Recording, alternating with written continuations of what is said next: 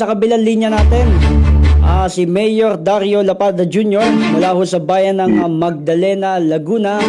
Magandang umaga po, Mayor. Magandang umaga po sa inyo lahat. Magandang araw ng Sabado po. Kamusta po kayo lahat? Oo, At saka sa mga televiewers natin, listeners natin. Mayor, live ho tayo napapakinggan sa DWAD Mega Manila. Si J. Martin ho ito.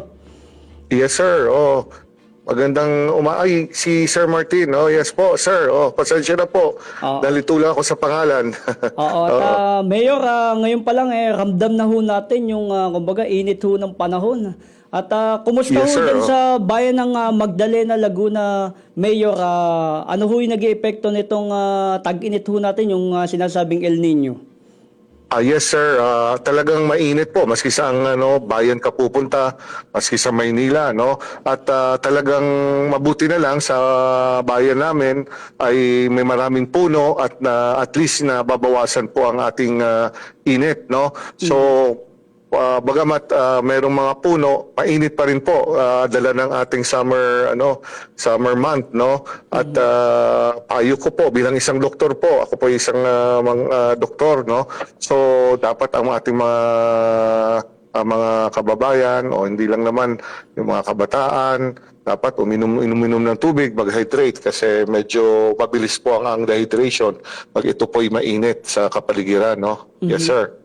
At Mayor, base ho dun sa nakalap namin information, yung Department of Agriculture o yung DA ay nag-release ng pondo. Yes po. Kasama ho yung Laguna. Diyan ho ba sa bayan ho ng Magdalena, nakatanggap na ho tayo ng budget, Mayor? Sa ngayon po ay wala pa po, sir. Inaantay pa lang namin at inaalam ko po doon sa alam mo naman pag sa gobyerno ay pag nag-release po ng budget ay talagang sinasala po lalo na sa mga nangyayaring problema natin tungkol sa yung mga flood control, no. So yun po, iantay na lang po namin, siguro naman meron namang parating, no. Ganon. Sa ibang bayan siguro may nakatanggap na or pare-pareho naman ang sitwasyon ay hindi natin alam. Depende lang din po, sir, sa request ng isang namumuno kung paano siya maglabi or kung ano man yung hinihingi niya sa departamento po. At Mayor, meron ho kami televiewers dito na mula ho sa Barangay Sabang, dyan ho sa Magdalena. Napakalaking Yes, sir. tulong daw ho yung ipinamahagi yung mismong sarili nyong sahod na 2 buwan ay pinamigay Yes, ho. sir. Yes po, sir. Actually, sa totoo po, wala po akong natatanggap sa aking sweldo kasi buwan-buwan po ay talagang binibigay ko po ito sa gamot, kung saan man proyekto. Kasi alam niyo naman, pag sa bayan natin ay talagang third-class municipality tayo at talagang mahirap appropriated po lahat ng pera. Kung gusto mo ng ganon, hindi po ibibigay sa iyo kaagad. Dadaan muna sa sanggunian, ipapasa po, at dadaan po sa talagang maselang pagdadaanan po para po ito ay malinis. At ako po ay hindi din po ako basta-basta nagre-release ng pera na hindi po kailangan, no? Kasi mahirap na po ang sitwasyon ngayon at dapat good governance po tayo para susundin tayo ng mga nasa baba po. Oo. At gaya ho na sinasabi nyo, Mayor, third class sa municipality ang bayan ng Magdalena. Ilang barangay Yes, ho sir. ba ang kinasasakupan nitong Magdalena?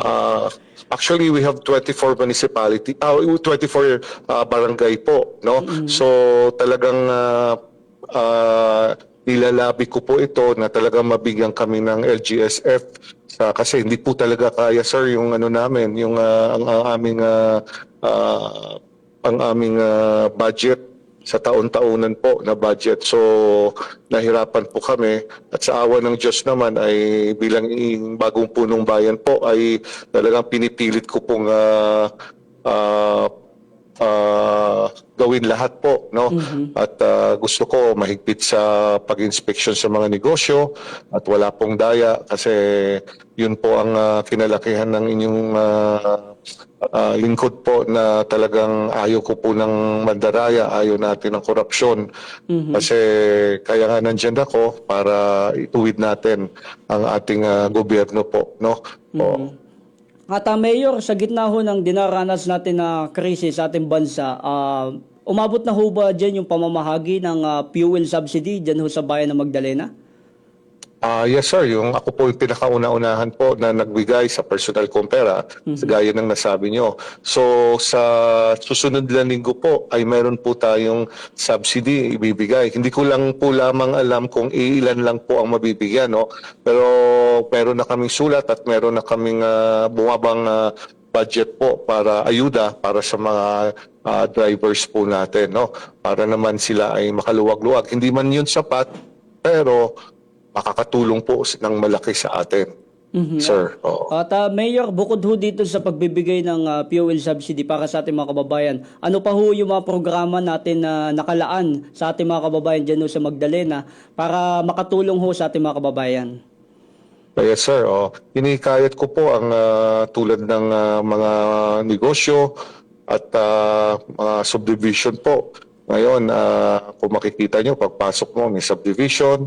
At hinihikayat natin yung mga investor po kasi ang ating bayan, Magdalena po, ay talagang maganda po siya at talagang kaakit-akit pagdating sa turismo po. Kaso lang, hindi lang po sir, napapansin masyado kasi talagang hindi naman siya masabi natin malayo, hindi natin masabing liblib kasi malapit lang naman siya sa Santa Cruz at malapit siya sa Pansarnahan.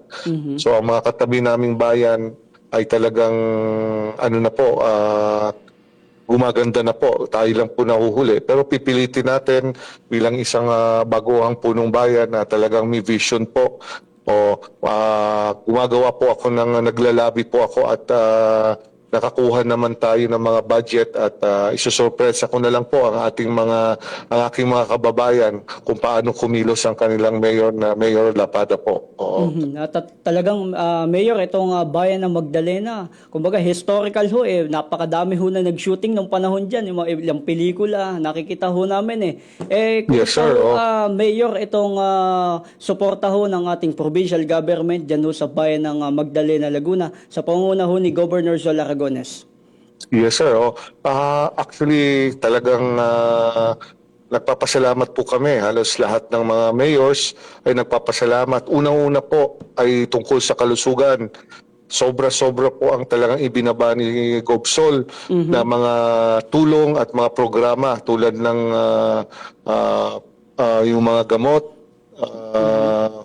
ni Sol, no? So meron siyang mga lahat, binilagyan niya po ng pharmacy, lahat ng bayan. At saka yung mga chemotherapy at dialysis po, yun po. Bilang isang doktor po, medical doctor, talagang natutuwa po ako. Talagang one of a kind, ano po ito, no? Na public servant na talagang inuuna niya yung health. Sabi nga natin, health is wealth. Kung walang kung mahina ang katawan, mahirap magtrabaho, mahirap mabuhay. Mapupunta lang po lahat sa gamutan at mga gamot po pag talagang gano'n, no. Thumbs up po kay ating Governor Sol Aragones po. Kumbaga, sinasabi natin, Mayor, yung ating investment, yung ating kalusugan. Yes sir, tama po tayo, tama po kayo. So kalusugan talaga. Paano ka babangon kung talagang hindi magandang katawan mo? Hindi ka makakapagtrabaho. Ganon. Health is wealth. Ang programa din ng sir, kalusugan talagang kulang ang ating ating budget pagdating sa kalusugan. May problema din sa loob. Bakit na-divert yung ibang yung health services natin?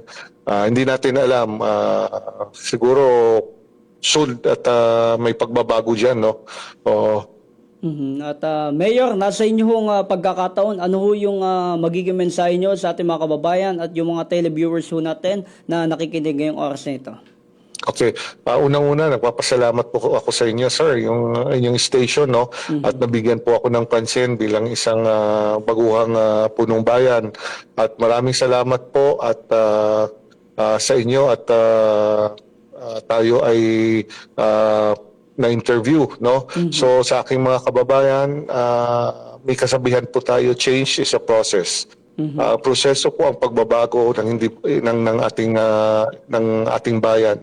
Hindi po isang tulog lang pagising mo ay bago na dapat pinagplanuhan yon, at ang inyong punong bayan po ay talagang gumagawa hanggat sa